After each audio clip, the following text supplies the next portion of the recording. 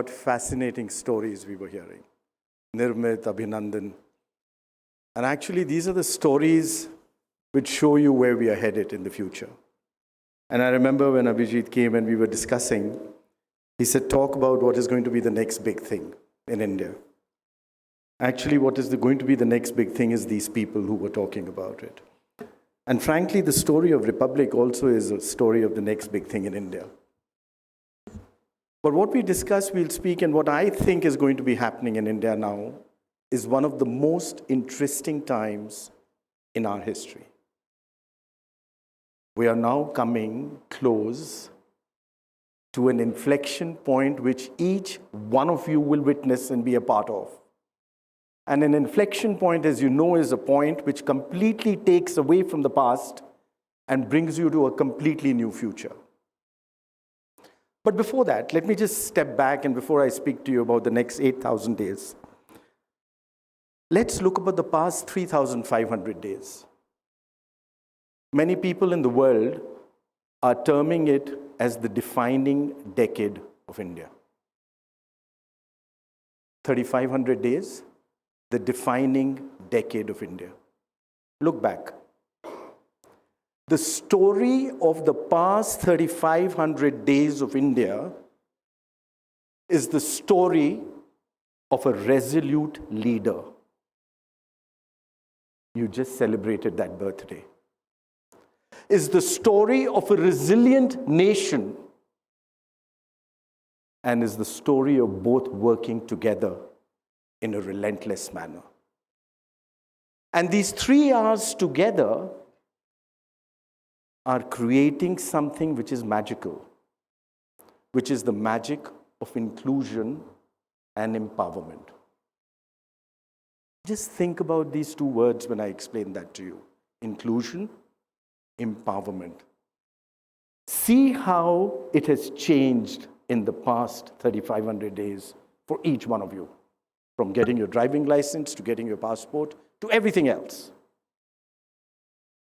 And most interestingly, how all this is coming together to creating a transformation which is unprecedented in the history of the free world. And what this is leading us next to is the inflection point which will change the life of each one of us individually and the nation collectively. And remember, this story resonates, and let me repeat it. The story is of a resolute leader, a resilient nation, and working with a relentless zeal. In fact, you know what really impressed me? Can you think of one individual you know, forget about a leader, who's worked non-stop for 8,747 days, 18 hours a day? Shut your eyes and think about it. That, ladies and gentlemen, is the way a leader sets a record for resilience and sets a record for everyone working relentlessly. And that is where the nation has come today. And as I look at it, look at the past 3,500 days. You have grown 105%. China, 77%. Of those 10 years, 7 years, you were the fastest growing economy on the planet. 2 of those years, you were the second fastest. 1, let's write it away, we got into COVID. Interesting thing about COVID, you went into COVID being the fastest growing large economy on the planet. You came out of COVID being the fastest growing large economy on the planet. And don't forget, in the end of March in 2020, when this pandemic hit us, when the worst ever pandemic or a life situation for anyone in humanity in whole came and hit us, the WHO had said the future of the world will depend on how India manages this virus. You remember that, right? Can you think just 30 months ago, could you be sitting in this room without a mask? You had no playbook. You did not have vaccines, you did not have PPEs. And yet, you came out of being the fastest growing large economy on the planet. Remember? A resolute leader, a resilient nation with a relentless zeal. Don't forget these three qualities together, because they are the ones which are establishing you to be the next superpower on this planet. And let's just think what happened in these 3,500 days which has brought us to this. And there's so much which has happened, but let me just pick up 2 points. The first result of these was that 250 million people moved above the poverty line. So 2014, your GDP was 2 trillion. 2023, your GDP was about 3.3 trillion. In 1.3 trillion movement, you moved 250 million people above the poverty line. The reason why I'm telling you this is because I'll come back to you later when I'm taking you to my inflection point. But let me bring about 2 points, and there's so much which has happened in this past 10 years that India, it was very interesting. You showed a clip when I was speaking to Republic and I was in Davos. And in that clip on a round table, there were 2 very interesting things said. It was a round table of 18 investors, institutional investors. One had said that he's going to increase his exposure in India by 3x, and the other one asked him why. He said 2 things. One, India is changing by the minute. But I tell you the second thing which he said, every tomorrow of India is better than today. It was not me. It was a global institutional investor who's actually putting their money with you. And the first point I bring up here is the Jan Dhan. 500 million bank accounts opened, the world's largest financial inclusion program. And sometimes we get lost in numbers. Have you remembered the first time you opened a bank account and the first time you had a checkbook? And you wrote that check? It's not just about check. It's about a mindset. It's about inclusion. It's about empowerment. When Abhidandan tells you that he is going to create one of the world's largest and the best services, or when Nirmit shows you that how AI is going to change the future of India and how they want to change it, it comes from there. The results of that, for the first time in our history, you have a sense of inclusion and empowerment for each one of those 1.4 billion. And let me give you an interesting example on that one. There were more women bank accounts than men. Women bank accounts in urban India hold higher balances than that of men. And let me tell you something which touched me the most. For the first time in our history, there are more girls in our primary school, there are more girls in our secondary school, there are more girls in our senior school than ever time before.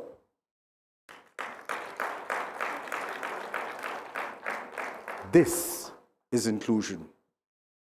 This is empowerment.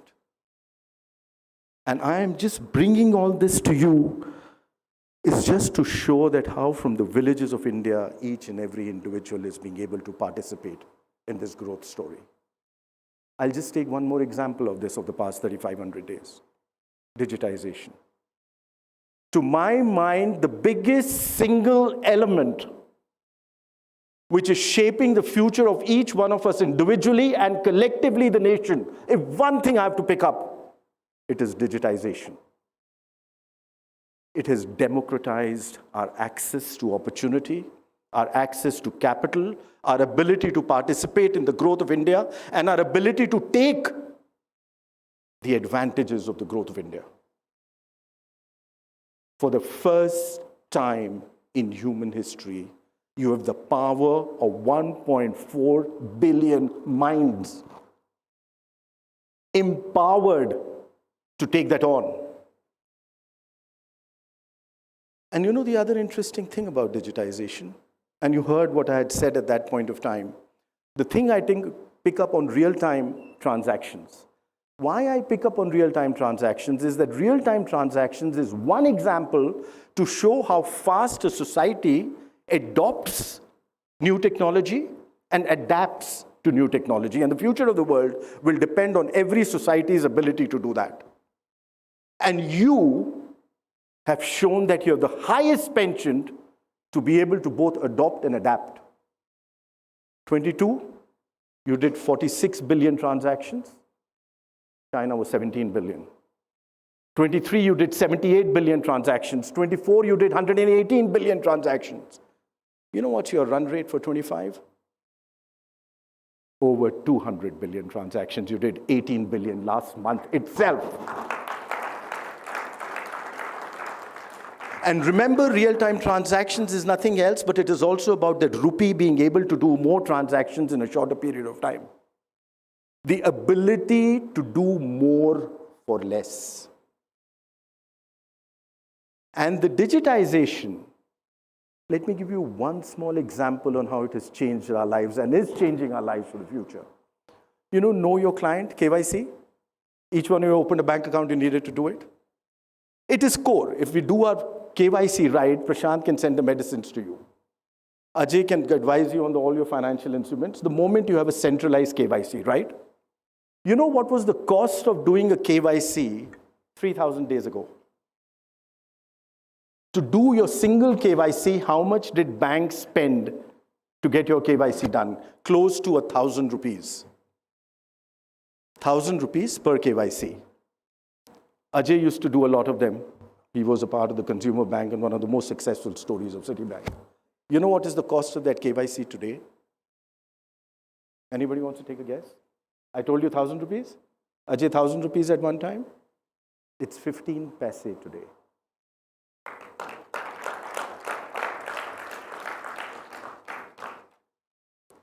The change is unbelievable. Are you realizing something as core as a KYC? And if you get that KYC right, I can give you a driving license, I can give you everything else, including your passport, if there's one centralized KYC. And your banking and everything with it. That cost has come down from 1,000 to 15 paise. That means what? With your single rupee, you're being able to do much more than you ever did. And one of the very interesting examples of that is with all our young startups, friends which are sitting here. I remember when we launched Startup India on 16 January 2016, we had registered about 435 odd startups. Today, you all know we have close to 200,000 startups registered. But I'll tell you the interesting part of our startups. Today, in 700 out of 770 districts of India, I have a startup registered. The story of Startup of India is not just about the metros and the 12 big centers. It's a story of each and every village and small town contributing to the growth of India. And you know, 2/3, 60% of the startups from tier 2, tier 3 cities, well, women-led startups from tier 2, tier 3 cities are 66% of total women-led startups. And let me tell you, when you heard Nirmit and you'll hear Prashant and you hear others, last year, when venture capital funding was being given to startups, 40% of those startups had a global business model. They were solving a problem for 8 billion of the world's population and not just 1.4 billion. India today has the ambition and the ability to be and sort out the problems of the world. And that is where is the ambition of each one of our youngsters, which is taking it forward. That is what you call is a transformation. A resolute leader, a resilient nation, both working with a relentless zeal. And the interesting thing I'll bring to you, let me touch with you on the toughest time which we've all gone through in our lives, including the toughest time the entire planet went through it.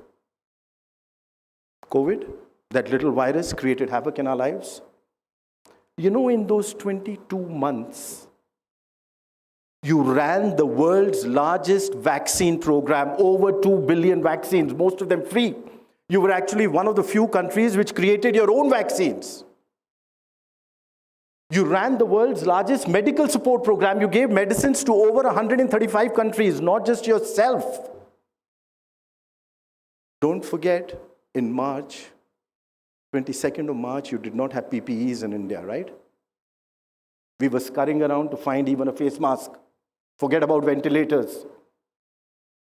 In July 15th of that year, you exported PPEs, not just for your own self, but to the entire world. And you, who did it for you? Your SMEs and your MSMEs. They changed their business models.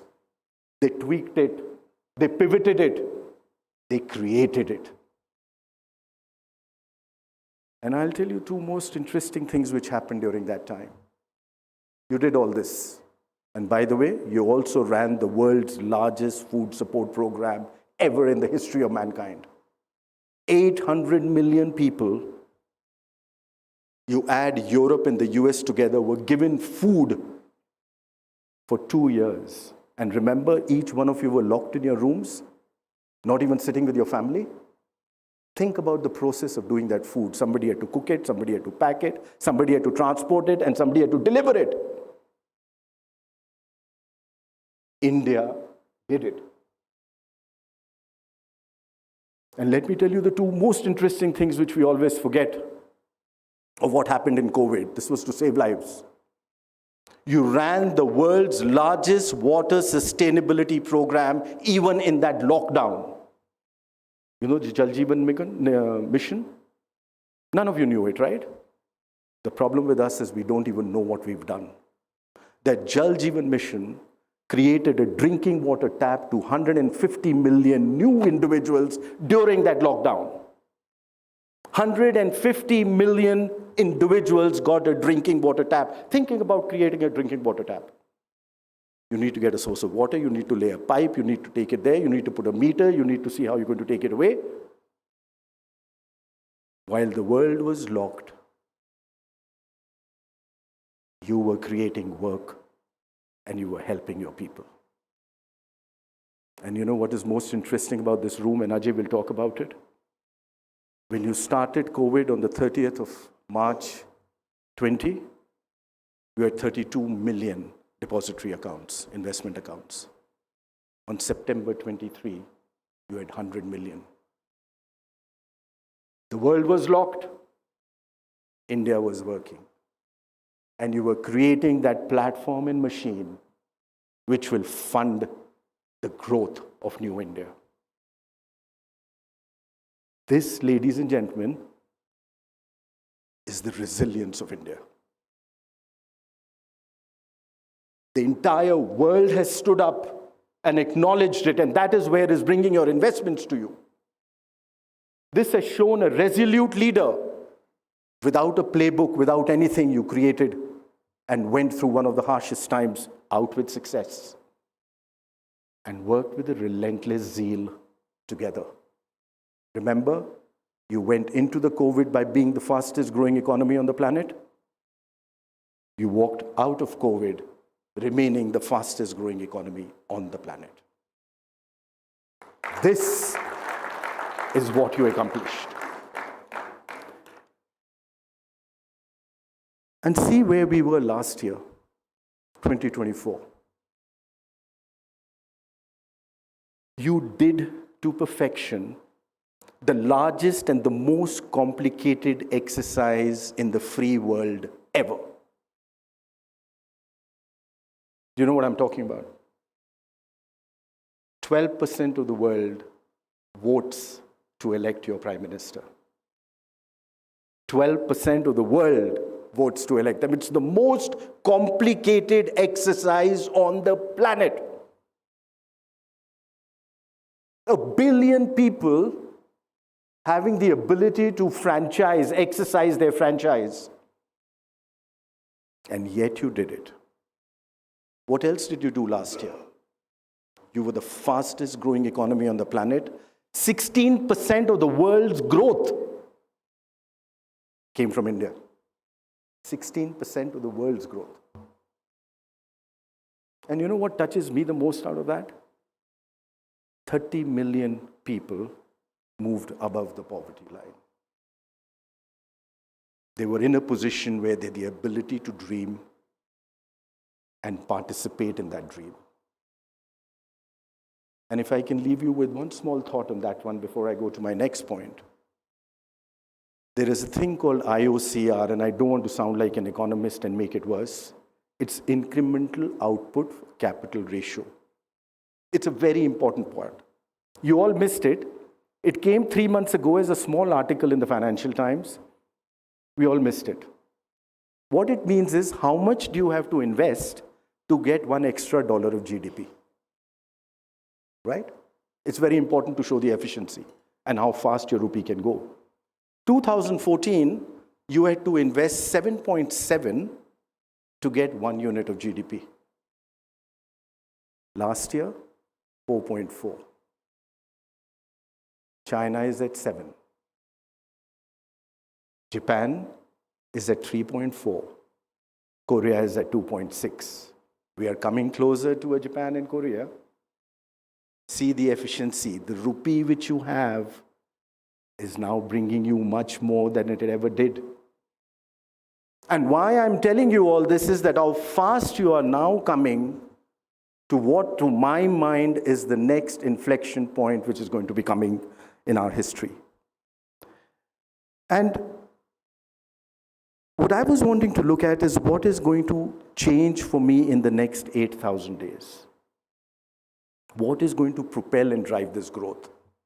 The fundamental is that early next year, you will have 1 billion people with a phone, 1 billion people in the internet, 1 billion people with a unique identity, 1 billion people with bank accounts, and many other things. And think now what is possible.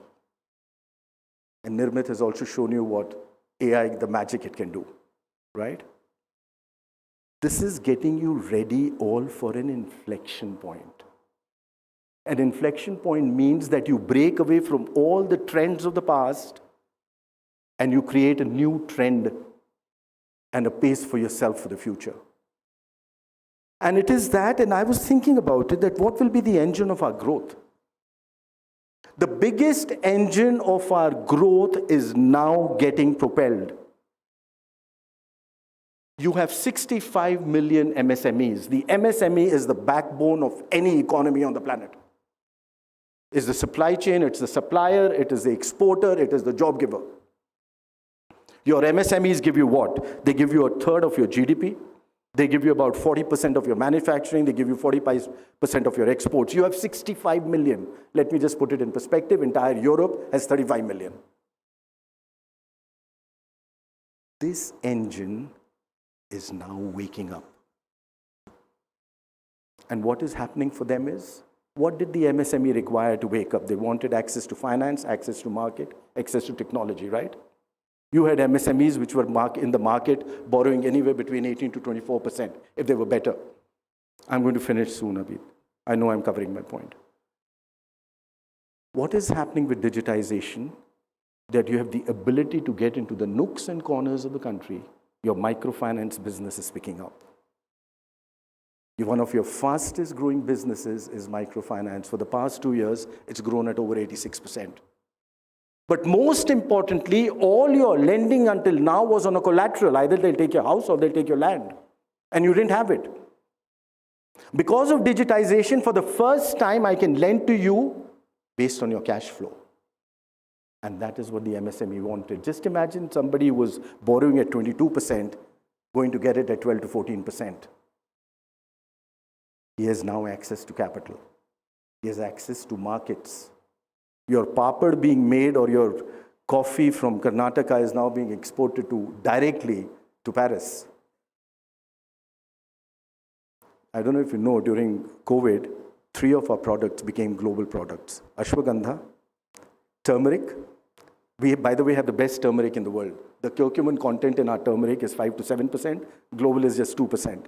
We exported it to the entire world. And rice husk. Is sabgol, which is used to call it? I don't know, many of you will not know the oldies word. These were one of the largest exports which went up by over 500% during COVID to the other parts of the world. Your Ayush was coming into flow. These are the people going to come up and want, you know what is the strength of your MSME?